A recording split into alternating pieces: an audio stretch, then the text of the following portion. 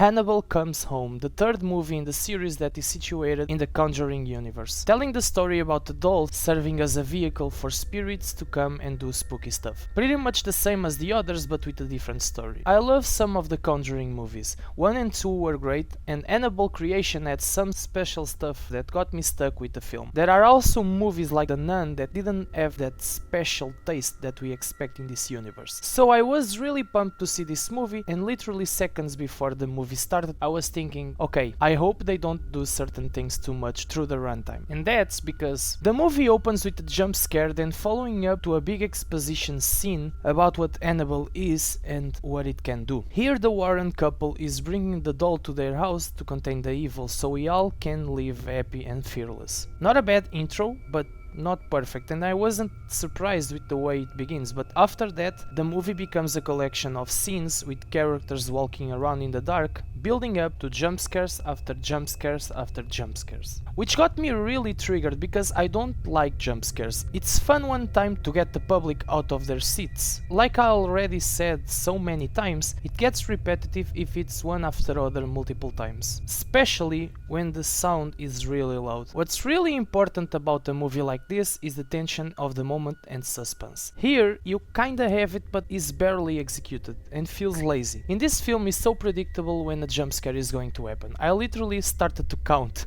and I guessed so many times. Let's talk about story inconsistency. This film tries to show more about what Annabelle can do, but at the same time it doesn't feel like an Annabelle movie. Without spoiling it, the way the events are fleshed out, it reminded me of the movie Goosebumps, where they accidentally free a bunch of creatures in the real world. You know what I mean, if you saw that movie. There's a bunch of ghosts walking around doing creepy stuff, and you kinda feel like this is a sort of reunion movie in the Conjuring universe, where all the hauntings decide to have a scream fest. The cast of this movie is good, especially the kid, but the writing is so confusing and a lot of the moments in this movie feels like a really big cliche. I dare to say that this film really fits in the mainstream horror genre for people who just want to see a casual horror movie with jump scares, just with the purpose of making your date hold your hand in the theater.